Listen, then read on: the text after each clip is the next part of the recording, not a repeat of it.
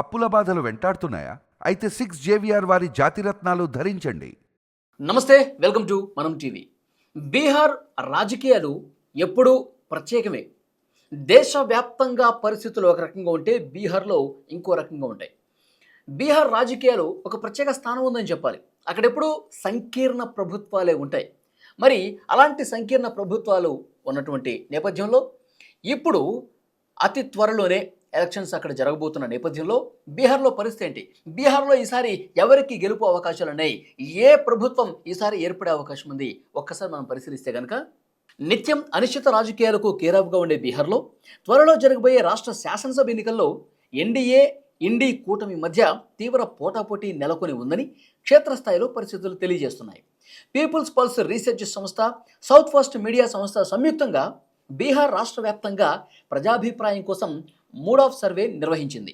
ప్రస్తుతం ముఖ్యమంత్రి నితీష్ కుమార్ నేతృత్వంలోని అధికార ఎన్డీఏ ప్రతిపక్ష ఇండీ కూటమిపై స్వల్పంగా కేవలం 1% ఓట్ల ఆధిపత్యం కనబరుస్తోందని వెల్లడవుతోంది. ఎన్నికల సమయానికి ఫలితం ఎటైనా తన దిశను మార్చుకోవచ్చు అనే ఒక చర్చ ప్రధానంగా జరుగుతోంది. 2025 అక్టోబర్ లేదా నవంబర్లో జరిగే శాసనసభ ఎన్నికల్లో ఎన్డీఏ కూటమికి 41 నుంచి 44%, ఇండీ కూటమికి 40 నుంచి 42.5% ఓట్లు వచ్చే అవకాశాలున్నాయని మూడ్ సర్వేలో తేలింది. అయితే అసెంబ్లీ ఎన్నికల్లో ఆర్జేడీ 30 నుంచి 31% ఓట్లతో, బీజేపీ 28 నుంచి 29% ఓట్లతో ఆధిపత్యాన్ని కనబరుస్తూ వారి కూటముల్లో కీలక పాత్ర పోషించనున్నాయి. రెండు కూటముల మధ్య నువ్వా నేనా అన్నట్లు పోటాపోటీగా ఉండబోతున్నటువంటి బీహార్ ఎన్నికల్లో ప్రశాంత్ కిషోర్ స్థాపించిన జనసురాజ్ పార్టీ 6 నుంచి 8% ఓట్లతో నిర్ణయాత్మక పాత్ర పోషించనుంది. ఇతరులు 7.5 నుంచి 9% ఓట్లు పొందే అవకాశాలున్నట్టుగా ఈ సర్వే ద్వారా తెలుస్తోంది. ఈ గణాంకాల్లో 3% ప్లస్ ఆర్ మైనస్ ఉండే అవకాశం ఉంది. కుల రాజకీయాలకు పెట్టింది పేరైన బీహార్లో స్థానిక సమస్యలు, సంక్షేమ హామీలు, పార్టీల్లో అసంతృప్తులు ఎన్నికల్లో ప్రభావం చూపే అవకాశం ఉంది. ఇక బీహార్లో 2020 శాసనసభ ఎన్నికల్లో ఎన్డీఏ మహాగఠబంధన్ కూటములు పోటాపోటీగా తలపడి చెరో 37% ఓట్లు సాధించాయి. గత ఎన్నికల్లో రాష్ట్ర వ్యాప్తంగా రెండు కూటముల మధ్య ఓట్ల వ్యత్యాసం సుమారు 11,000 మాత్రమే. ఇక ఆర్జేడీ 75 స్థానాలతో మొదటి స్థానంలో నిలవగా, బీజేపీ 74 స్థానాలతో 1 సీటు తేడాతో రెండో స్థానంలో నిలిచింది.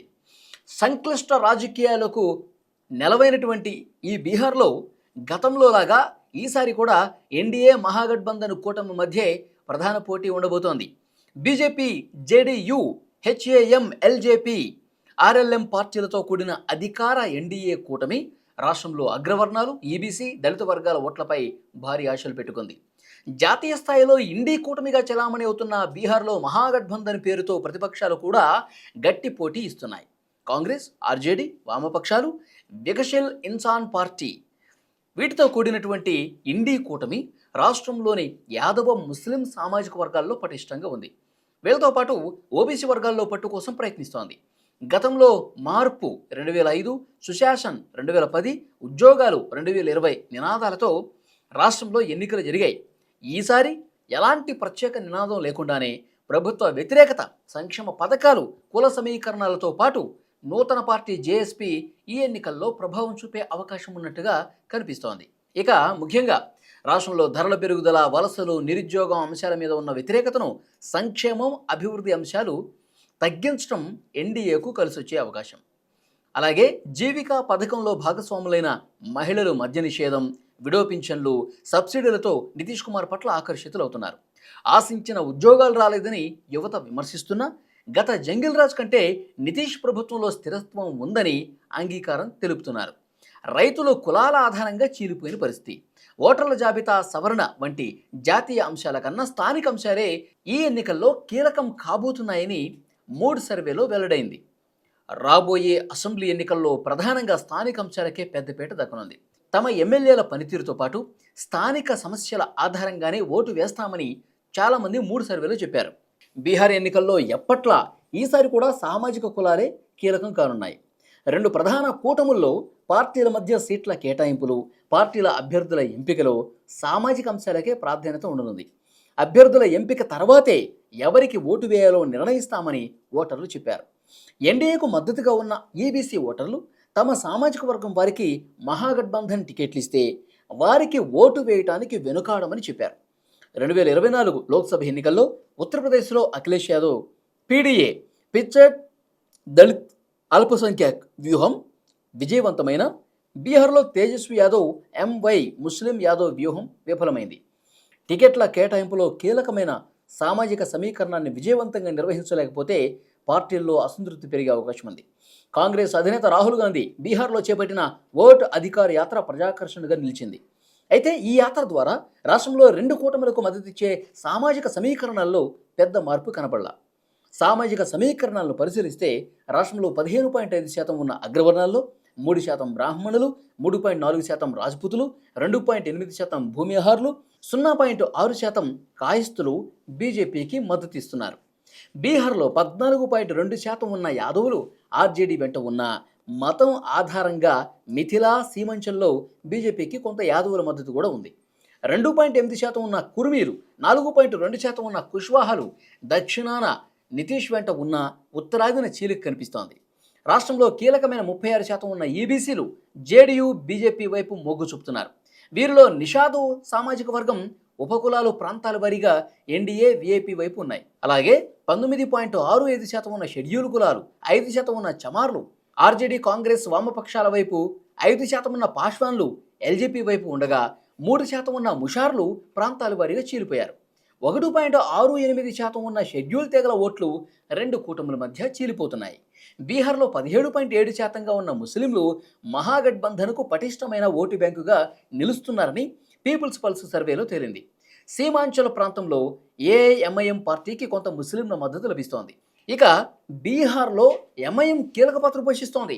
2020 అసెంబ్లీ ఎన్నికల్లో ఆ పార్టీ 6 స్థానాల్లో గెలిచిన కిషన్గంజ్ లోక్సభ నియోజకవర్గంతో పాటు సమీపంలో ఉన్న అరారియాకే పరిమితమైంది. గెలిచిన 6 ఎమ్మెల్యేల్లో 5 ఆర్జేడీలో చేరడంతో ఎంఐఎం బలహీనపడింది. అయితే వక్ఫ్ సవరణ బిల్లుపై ఆ పార్టీ ఉద్యమంతో కొన్ని ప్రాంతాల్లో పట్టు సాధించింది.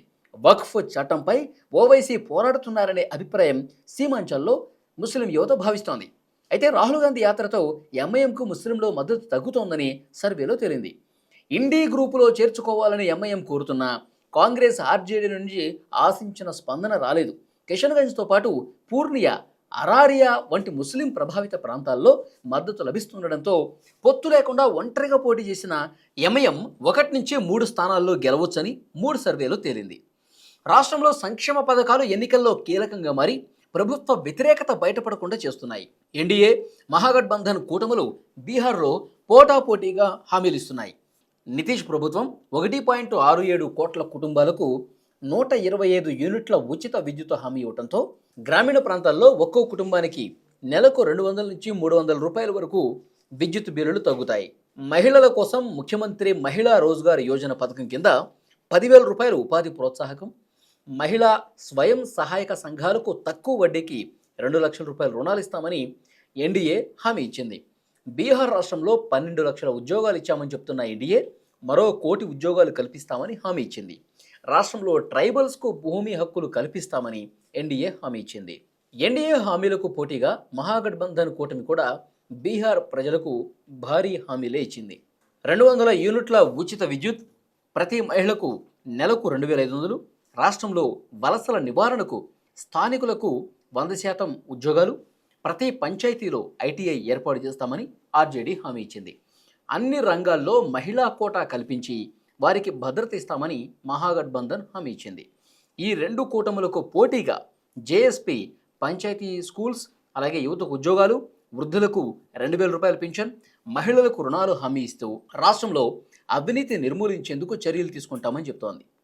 ఇక శాంతి భద్రతల అంశానికి సంబంధించి బీహార్లో ఆర్జేడీ గెలిస్తే రాష్ట్రంలో మళ్లీ జంగిల్ రాజు వస్తుందని ఎన్డీఏ మద్దతుదారులు ప్రచారం చేస్తుండగా నితీష్ పాలనలో రాష్ట్రంలో అవినీతి నేరాలు పెరిగిపోయాయని మహాగఠబంధన్ మద్దతుదారులు విమర్శిస్తున్నారు. చిన్న పార్టీలైన హెచ్ఏఎం, ఆర్ఎల్ఎం ఎన్డీఏ కూటమిలో, వీఐపీ వామపక్షాలు మహాగఠబంధన్ కూటమిలో కీలక పాత్ర పోషిస్తున్నాయి. ప్రధానమంత్రి నరేంద్ర మోదీ ఇమేజ్, క్షేత్రస్థాయిలో సంస్థాగతంగా బలంగా ఉండటం, డిజిటల్ రంగంలో దూసుకుపోవటం అంశాలతో రాష్ట్రంలో బీజేపీ 28 నుంచి 29% ఓట్లతో పటిష్టంగా కనిపిస్తున్నా ఆ పార్టీ నుంచి ముఖ్యమంత్రి అభ్యర్థిగా ఎవరి పేరు వినిపించకపోవటం పెద్ద లోపంగా కనిపిస్తోందని క్షేత్రస్థాయిలో పర్యటించిన పీపుల్స్ పల్స్ బృందం పరిశీలనలో తేలింది. 30 నుండి 31% ఓట్లతో బలంగా ఉన్న ఆర్జేడీ నేత తేజస్వి యాదవ్ పలు హామీలతో ముందుకెళ్తున్నా అగ్రవర్ణాల్లో ఆ పార్టీపై వ్యతిరేకత ఉండటం వారికి అడ్డుగా మారుతోంది. కాంగ్రెస్ యాత్రలతో బలపడుతున్నట్టు కనిపిస్తున్నా ఆ పార్టీ ఆశించిన మేర ముందుకు పోవటం లేదని ఈ సర్వే తేల్చింది. సో ఓవరాల్గా చూసుకుంటే బీహార్లో మళ్ళీ ఎన్డీఏకే ఎక్కువ అవకాశాలు ఉన్నట్టు కనిపిస్తోంది. ఇప్పుడు ఏ కులం ఏ పార్టీకి మద్దతు తెలియజేస్తోంది, ఎవరి మద్దతు ఏ వర్గంలో ఎంత ఉందో ఒక్కసారి ఈ పీపుల్స్ పల్స్ సర్వే బట్టి కావచ్చు, 3 సర్వేలో తేలుతుంది ఏంటంటే బీహార్లో మళ్ళీ కూడా అక్కడ బీజేపీ నేతృత్వంలోని ఏదైతే ఎన్డీఏ కూటమి ఉందో ఆ కూటమికే ఎక్కువ విజయ అవకాశాలు ఉన్నాయని అర్థమవుతోంది.